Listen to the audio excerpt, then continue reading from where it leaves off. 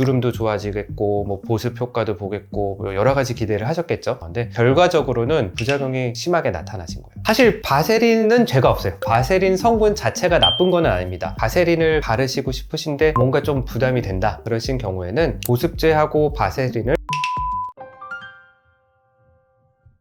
원장님, 요즘에 피부과 유튜브 보면 3,000원짜리 바세린만 바르면 피부과 시술 그리고 좋은 화장품 다 필요 없다 그러는데 사실인가요? 결론부터 말씀드리면 일부는 사실이지만 대부분은 틀린 말이라고 말씀드리고 싶습니다. 오히려 인터넷상에서 떠도는 어떤 잘못된 정보만을 믿고 바세린을 매일매일 듬뿍 바르시고 주무시다가는 효과보다는 오히려 부작용 때문에 훨씬 오랜 기간 좀 고생하실 수 있거든요. 오늘 이 영상 끝까지 보시면 바세린에 대한 어떤 착각 이런 것들을 확실히 정리해 드리도록 하겠습니다. 다른 이런 피부 그리고 성형 다루시는 의사 원장님분들이 바세린을 추천하는 영상들이 굉장히 많던데 원장님은 왜 착각이다 이렇게 말씀하시는 거예요?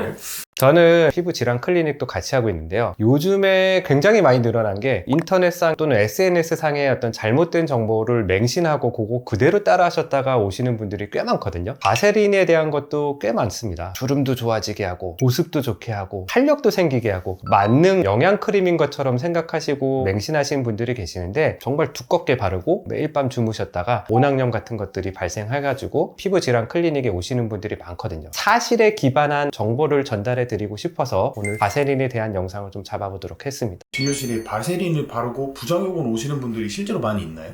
꽤 많죠. 40대 여성 환자분이신데 눈가 잔주름 좀 잡아보겠다고 바세린을 매일매일 밤에 팩처럼 두껍게 바르고 주무신 거예요. 주름도 좋아지겠고 뭐 보습 효과도 보겠고 뭐 여러 가지 기대를 하셨겠죠. 근데 결과적으로는 효과를 보신 게 아니라 부작용이 심하게 나타나신 거예요. 모낭염도 나고 면포라고 하는 좁쌀 여드름도 심해져서 저희 병원에 내원하셨는데 3,000원짜리 바세린 바르고 효과를 보시려다가 부작용 수습하시느라 돈도 훨씬 더 많이 들고 먹는 항생제도 드시고 시술도 받으셔야 되고 오랜 기간 동안 마음고생까지 덤으로 얻고 가시는 그런 분들도 많이 봤습니다. 원장님, 그 환자분은 이게 바세린 때문에 내가 지금 이상이 있구나 라는 걸 알고 오신 건가요? 모르고 오시는 분들도 계시고 알고 오시는 분들도 계시는데 접촉성 피부염 환자분들이 오시게 되면은 과거력을 좀 여쭤봐요. 최근 사이에 새로 뭐 하신 게 있냐 이렇게 여쭤보시는데 모르고 오시더라도 제가 이렇게 질문을 던져 드리면은 맞아요, 저 최근에 한 일주일 동안 바세린 팩하고 잤어요, 뭐 이런 식으로 나오거든요. 대부분은 그런 식으로 제가 원인을 파악을 하게 됩니다. 바세린이 원인이었다라는 걸 안 그 분은 좀 반응이 어떠셨어요? 내가 돈 아끼려고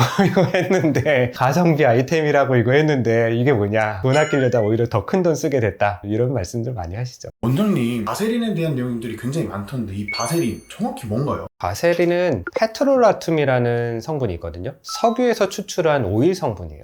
많은 분들이 바세린을 보습제, 주름 치료제 이렇게 좀 오해하고 계시는 분들이 많이 계신 것 같아요. 근데 바세린은 사실 그런 성분이 아닙니다. 예를 들어 우리가 보습제라고 한다면 실제적으로 피부에 보습 성분을 제공해 줄 수 있는 그런 성분들을 얘기를 하는데 바세린은 그렇진 않거든요. 피부 속에 있는 수분이 증발하지 못하게끔 막아주는 비닐 랩 같은 역할을 한다고 보시면 됩니다. 바세린은 피부과 영역에서 보습제로 분류하지 않습니다. 바세린은 차단제예요. 수분을 투여해서 촉촉하게 하는 게 아니라 막아주는 역할을 해서 보습에 도움이 되는 보조제의 개념으로 생각을 하고 있습니다. 보습을 도와주는 보조제라고 말씀해 주시는데 그러면 이 수분 유지에 도움이 되는 거 아닌가요? 그쵸, 도움이 될 수 있죠. 실제로 바세린을 바르고 다음날 되면은 피부도 촉촉한 느낌도 나고 방도 나는 것 같고 매끈해지는 것 같고 이런 느낌이 나죠. 제가 그냥 말씀드리고 싶은 거는 이게 만능 치료제는 아니라는 거예요. 피부에 비닐 랩 같은 역할을 해서 보습의 어떤 보조제의 역할 또는 장벽의 역할을 해줄 수 있지만 반대로 수분뿐만 아니라 다른 물질들도 밖으로 빠져나가지 못하게 하는 거죠. 그래서 가장 이제 문제가 되는 거는 피지가 정상적으로는 모공, 모낭 구멍을 통해서 밖으로 배출이 돼야 되는데 바세린이 그 모낭 구멍을 싹 막아버리고 있으면은 피지가 밖으로 배출이 못 되는 거예요. 그러면은 피부 속에 피지가 정체가 되고 그러면서 염증이 나고 우리가 흔히 좁쌀 여드름이라고 불리는 면포 또는 염증성 여드름, 모낭염 이런 것들이 빵빵 터질 수가 있다. 그런 부작용이 나타날 수 있다라고 말씀드리고 싶습니다. 결론적으로 말씀드리면 바세린은 보습제처럼 수분을 공급하는 역할도 할 수가 없고 콜라겐을 만들어주는 그런 역할도 할 수가 없습니다. 치료제가 아니라는 거를 다시 한번 강조드리고 싶습니다.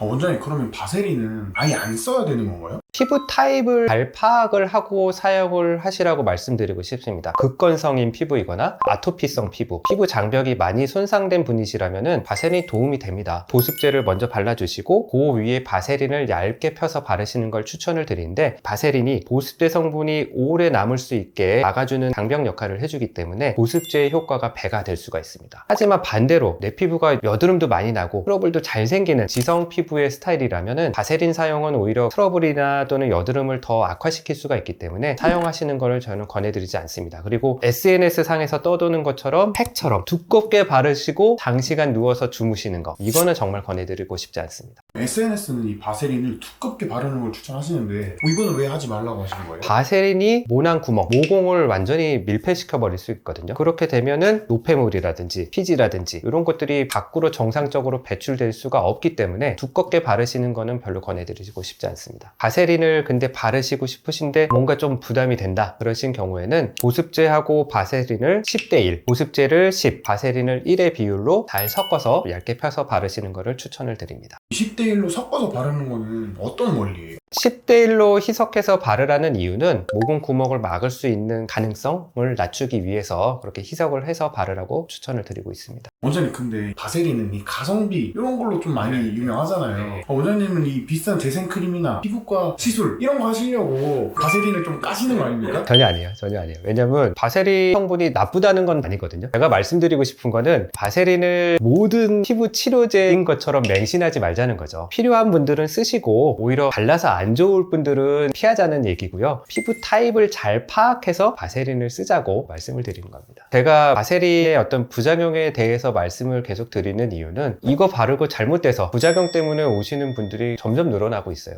비단 바세린뿐만 아니라 지금 SNS 상에서 떠도는 것들, 얼마 전에는 치약하고 보습제하고 희석해서 바르면 좋다고 해서 바르고 완전 거의 화상에 가까운 정도로 내원하신 분들도 계셨거든요. 최근 몇 년 사이에 SNS 상에 떠도는 잘못된 정보를 맹신하고 그대로 따라 하셨다가 피부 질환을 얻고 오시는 분들이 많아지셔서 제가 이제 노파심에서 한번 좀 강조해서 말씀을 드리는 겁니다. 그럼 원장님은 바세린을 권장하시는 경우도 있으세요? 바세린을 먼저 권해드리는 케이스들도 있어요. 구순염, 입술에 염증이 있으신 분들은 바세린 사용을 제가 권장해 드리는데, 그것도 하나 또 아셔야 되는 게, 많은 분들이 이제 입술에 염증, 구순염이 있을 때 바세린을 보습제 역할로 생각하고 바르시거든요. 근데 사실은 그건 아니에요. 제가 바르라는 이유는 장벽 역할을 해줘요. 구순염이 있을 때 음식을 드시기 전에 바세린을 발라놓고 드시면 음식이 직접적으로 닿아서 염증을 악화시키는 걸 막아줄 수가 있거든요. 저는 구순염에 있을 때는 오히려 바세린 사용을 좀 적극적으로 추천을 드리고, 또 한 가지는 연세 있으시거나 그런 분들은 발 뒤꿈치가 각피증이라고 해서 각질이 두껍게 앉고 그게 점점 심해지면 쩍쩍 갈라지면서 아픈 분들이 계세요. 그런 분들은 유레아 크림도 사용을 하지만 바세린 사용을 오히려 더 추천을 해드리고 있습니다. 오늘 내용의 핵심은 바세린을 보습제가 아니라 차단제다, 방수막이다 이렇게만 이해하면 되겠네요. 사실 바세린은 죄가 없어요. 바세린 성분 자체가 나쁜 건 아닙니다. 바세린을 얼굴에 바르시고 싶으시면은 내 피부의 타입을 일단은 잘 파악하고 그게 맞는 상황일 때 그때 바세린을 사용을 하시는 거지, 내 피부의 타입을 잘 파악하지 않은 상태에서 너도 나도 좋다고 하니까 바세린을 두껍게 바르고 주무시는 그런 바세린 팩을 하지 말자는 거지, 바세린 성분 자체는 사실 큰 문제가 없습니다. 오늘은 일단 바세린 사용 후에 생길 수 있는 부작용에 대해서 말씀을 드렸습니다. 바세린을 사용하시는 이유들이 피부 보습, 피부 주름, 탄력 이런 것 때문에 사용하시는 걸로 알고 있는데, 꼭 바세린뿐만 아니라 다른 유용한 성분들도 있고 좋은 보습제들 많이 있거든요. 그 중에서 좀 가성비 있는 보습제들, 그런 것들에 대해서 한번 정리하는 영상을 나중에 한번 만들어 보려고 합니다. 오늘 영상 보시고 궁금한 점 있으시면 밑에 댓글창에 글 남겨주시고요. 클리어톤 의원 서준빈 원장이었습니다. 감사합니다.